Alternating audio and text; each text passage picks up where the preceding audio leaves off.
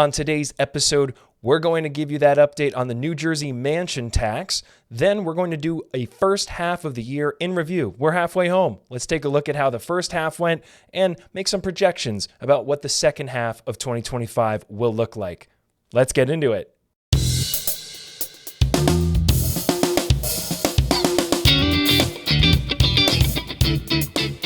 Welcome back to The Pulse and Perspective with me, Pete D'Angelo. I hope you're doing well. Happy 4th of July to those listening on Radio Free Montclair, and for those listening on July 3rd, happy early 4th of July to you and your families. We're going to first start off with the big news that hit the presses this past week, which was Governor Murphy signing into law an update on the New Jersey mansion tax. So for context, mansion taxes. When you're a seller in the state of New Jersey, it's customary that you already pay something that's called realty transfer taxes. This is the tax that's applied when you transfer the asset of real estate to a new party. So if you're listening in other states, it's very common that, looking over the Delaware Water Gap from where I am in Pennsylvania, normally it's a split between buyer and seller to cover that realty transfer tax. In the state of New Jersey, though, that burden of cost falls squarely on sellers. That is separate from this New Jersey mansion tax.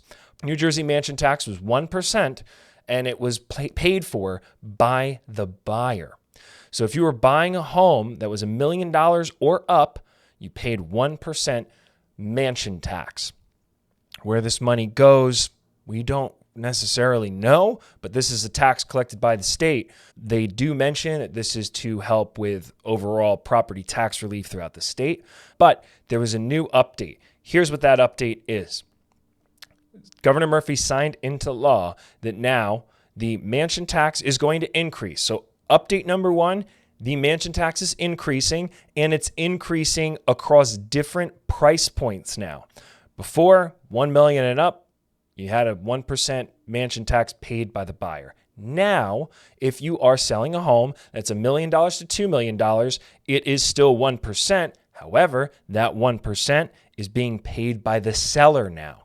So the seller is going to be paying this cost for all of the New Jersey mansion taxes.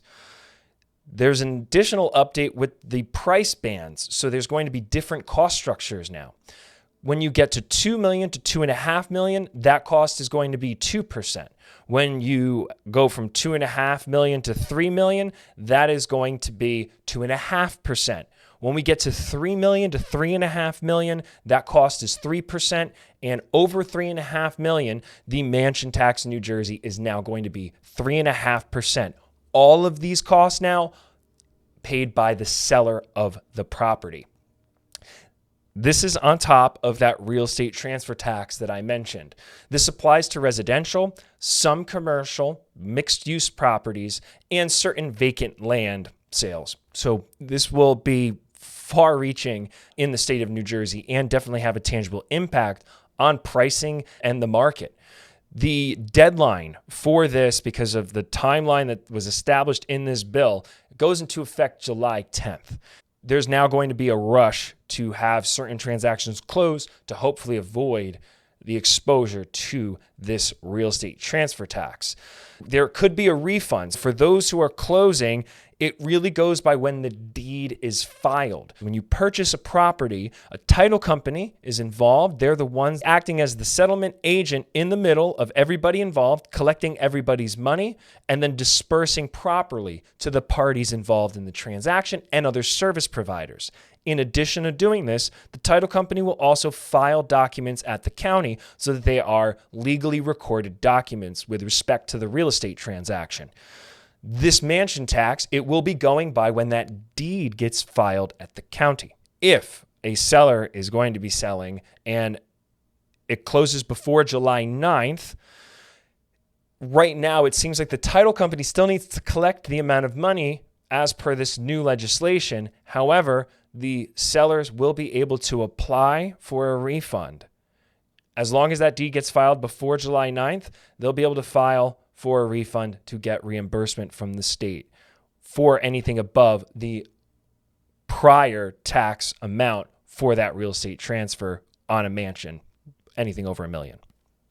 First, obviously, affecting seller net proceeds. This is going to drastically reduce the amount of money that a seller is going to net when they sell their property. There's going to be quite a hectic experience for the next week here in New Jersey because there's going to be a lot of people trying to get their closing in as soon as possible to try to avoid exposure to this new tax rate. The projected revenue for this is roughly $282 million for the state of New Jersey. That affects roughly 2 to 3% of New Jersey home sales. I'm in North Jersey, in Bergen County. Some of those township averages are home values over $1 million. There's certain pockets and markets in the state of New Jersey that $1 million is not a mansion. That is just the cost of housing in these highly desirable areas.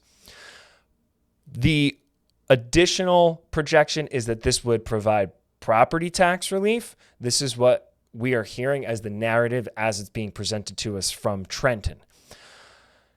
This is something that is going to be very difficult to manage. My heart goes out to my partners who are title representatives and people in the title insurance industry and the attorneys out there. This cannot be a fun time to have to manage client expectations with this type of curveball that's being sent.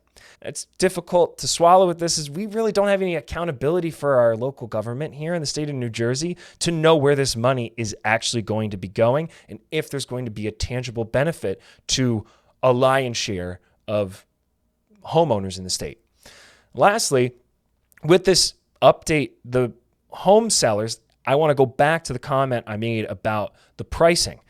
In certain pockets, you're not getting a mansion. So this new legislation, these types of things are difficult and cumbersome to manage. So it's going to be interesting to see if this is something that we'll be able to get updated in the future. My personal opinion is that if they want to have this new cost structure, well, number one, putting the burden of cost on the sellers, I don't necessarily agree with.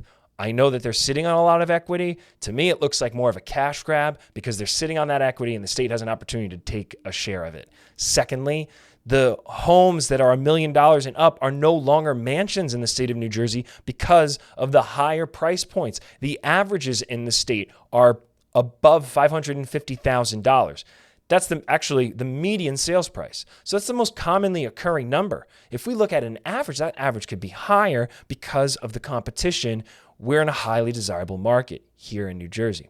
So that's my 2 cents. We'll see what transpires after this and if new government in the state will make any adjustments or changes to this. Stay tuned. I'll keep you posted. But for my real estate professionals out there, this is important information, especially if you're looking to be listing any homes that are above $1 million. Now let's take a look at interest rates. We are seeing a little bit of a move downward, which is welcomed. Thankfully, we're getting some relief. 30-year fixed rate is averaging anywhere between 6.6 and 6.76% as of today. It's quite a bit lower. We're testing some of the best interest rates that we've seen here in 2025. The 15 years averaging in the mid to high 5% range, and the VA is close to around 6% right now. And refinance rates, because they are higher than purchase interest rates, those are sitting at around 7%, give or take. Depends on the scenario. Recent movement is a drift downward. As I mentioned, there is a little less volatility occurring in the markets right now. This is customary for the summertime. The markets are a big component of how interest rates are priced. And in the summertime, a lot of people take their eye off the ball, and stock market, bond market, things like that are mostly managed by algorithms and computers. So they're taught a certain framework. So we will see normally a narrow band. It's when there's outliers that we can see some volatility in the summer, and it's purely just by the numbers. And if enough algorithms are set to buy or sell when certain conditions are met, small movements can become big movements. So over the past week, we haven't seen a lot of volatility, which is good. But that doesn't mean there's not going to be volatility possibly in the future. There's a higher propensity for that in the summertime, typically, or the exact opposite. So it's feast or famine. Fed policy is another important component of this. They are keeping their interest rates where they are. But as I mentioned on the last episode, categorically, if we want to see inflation at 2%, they will need to lower their Fed fund rate. Lastly, the market, again, I'll go back to some commentary on that. It is still going to be volatile this summer. It's going to be very dependent on the data that we get, particularly jobs numbers and unemployment numbers. Lastly, the inflation readings, the consumer price index and the personal consumption expenditure.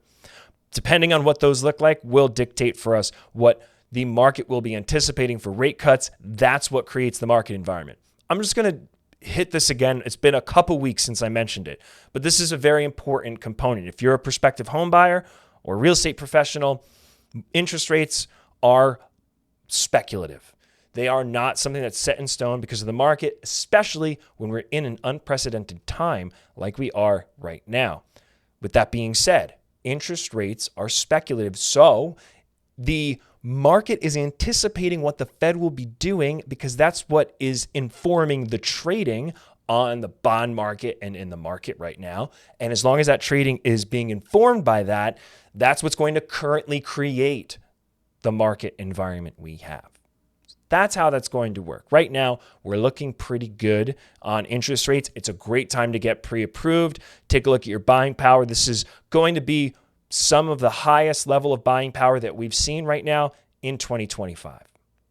Now, to give some context, I believe that rates are going to moderate this year, which is welcomed. And quite frankly, that's all that I think that we really need here so that we can start to see a little bit more stability in the housing market and create some more affordability.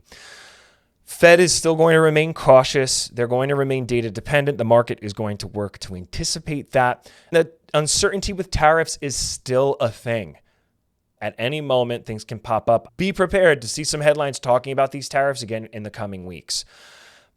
The affordability challenges are still going to persist, but if we get stability in the interest rates, buyers can shop with a more normal cadence.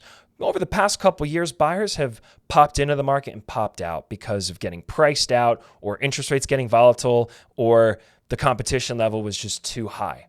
Now there's a little bit more opportunity by way of a little bit less competition in certain markets in New Jersey, but most importantly, the stability of interest rates and the affordability is remaining. So that is going to be helpful for any prospective home buyers moving forward. What we need to watch for in the coming weeks. This was Trump's legislation he's trying to pass through. It was signed off. We have to see that coming into play. That's going to have an effect on the market because of the implications within that bill. Markets could react positively. Markets could react negatively. That's going to create volatility. Volatility is not good for interest rates. If the tariff situation worsens, that could possibly shoot up inflation further. Then, Fed cut or not, it takes a Fed rate cut off the table. Now we're going to look at our housing market review for 2025. We're 6 months through the year, halfway to 2026, which is crazy. Time flies when you're having fun.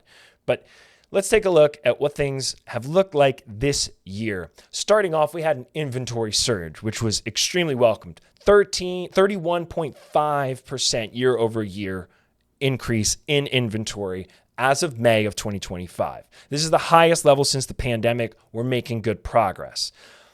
Price cuts. 19 to 25% of listings have seen reductions in recent months. So in 2025, price reductions have been happening. Let's translate that. If there's price reductions happening, that's showing us that there's a softening happening in the market. I believe that the price reduction are an indication and proof positive to us that we have now tested the upper limits of the competitive market that we've seen for the past couple of years. Throughout the country, there's negotiating happening throughout more of the country than not. In New Jersey, hot metro areas, Boston, Chicago, Los Angeles, New York, and the surrounding states, we still have high competition. So we're an outlier in that sense, but the price reductions are still happening even in those markets. So that's telling us we've tested those upper limits. Home prices. Growing home prices has started to moderate. They are now running at around 4.5% year over year, but the average fell. The average fell 2 to 3% for all of 2025. So when we look at the whole year and what our expectations are, we're lowering that bar, which is also good. In New Jersey, we've been running at something close to, I think on average, 10% cumulative annual growth. That's an insane growth rate that pretty much indicates there needs to be a top and there needs to be a stabilization point. That's where we find ourselves now. The record high for median home sales price was hit in April of 2025. That was $414,000, which was a new April record. The sales activity. Now, we've been talking numbers and inventory. What's been actually transpiring when we're talking about transactions? Existing home sales are pretty flat compared to 2024. So the amount of activity is lower. Makes sense. We're seeing price reductions. These things are informing one another. New home sales, though, are up 4% in the first quarter of 2025. So more new construction, more inventory being created. New construction single-family starts are up 3%, and multifamilies are up 4%. But commercial and multifamily. So office downtown markets are recovering currently, but the price in that space remains relatively tight. The retail have the lowest vacancy rates, and in the Sun Belt and the suburban markets, the demand is rising. We'll see what's going to occur here in office space. More people are returning to work into office settings. That may start to move things around a little bit for us there. And in multifamily, vacancy is starting to edge down as the high home ownership rate cost keeps renters in place. So a little bit of stability there.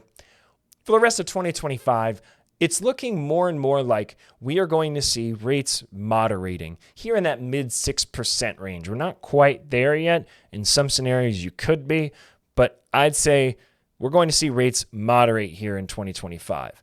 Buying power is going to rise because of two functions. One, the moderating interest rates, and number two, there being more inventory and some room for negotiating. So then you're going to have a little bit more power as a buyer when you're trying to purchase a home. Policies from the government and tariffs will still be a very big component of how the rest of this year goes, particularly on inflation and the jobs. We'll have to see how that transpires. That's something to keep our eye on for the rest of this year. I want to provide you with some really actionable items if you are a seller, a buyer, or someone interested in refinancing, and then something that's generally good for everyone. So for our sellers, mansion tax, we just talked about in the beginning of the episode, $1 million and up. You're going to want to make sure you consult your real estate agent and your attorney as soon as possible. If you are currently a seller of a home that's listed for sale over $1 million, this will change your net proceeds. Buyers, rates are still high. This will help you to be able to plan accordingly. Again, great time to get pre-approved or revisit your pre-approval if you were pre-approved in the past. There will likely be more inventory. It's already starting to transpire. Looking here in New Jersey, we're getting there. It's helpful. When I take my dog for a walk in the morning, I'm seeing more homes with for sale signs out front. It's a move in the right direction. This is something that's desperately needed. For those considering refinancing, rule of thumb, about 0.5% to 1% lower than what your current interest rate is could make sense. That being said, if you were someone who is not refinanced and you're looking at interest rates that are higher from maybe prior, it is important to also look at your what's called the amortization schedule. So when you're paying back a mortgage, every monthly payment has a certain portion that's allotted to interest, a certain portion that's allotted to principal. The part that's allotted to interest is higher when you start your mortgage. So for those who've purchased in the past 2 years, you're probably looking at a higher interest rate. Saving 0.5% to 1% is meaningful savings. If you want to wait and see when rates stabilize, you can do that as well. But as a rule of thumb, 0.5% to 1%, it's a good time. Maybe take a look at refinancing. That being said, your personal finances should dictate this. This is just a rule of thumb I like to share. If your monthly payment is manageable, you like to wait the market out until there's a terminal rate that we reach for mortgage rates, if that's going to be a situation, we could do that. Otherwise, keep an eye out, keep conversation going with the professional that helped you purchase your home, or reach out to me. I'll be happy to keep an eye out on the interest rates for you for a refinance opportunity. Lastly, for everyone, Stay aware of policy changes, tariff announcements, and any news that you hear about inflation or the job market. This will wind up dictating to us what the interest rate environment will look like. That's it for our show today, but I wanted to take a moment because the show's being released on my anniversary. So I wanted to give a big shout out to my beautiful wife, Jacqueline. Happy anniversary. I love you very much. I'm looking forward to giving you all an update next week. We're going to continue watching how these things transpire, particularly here in New Jersey, because there's quite a bit of movement and we've seen enough happen throughout the rest of the country, and that's now starting to trickle through over here in New Jersey. We're going to see what that looks like. I'm going to give you a great update next week, and there's going to be some more interviews forthcoming. Keep an eye out. I'm very excited. I've got some wonderful people lined up that I'm excited to share their stories, share more about their businesses, and understand more about them. In the meantime, have a wonderful, happy 4th of July. Happy birthday, America. Have a safe holiday weekend, and take good care.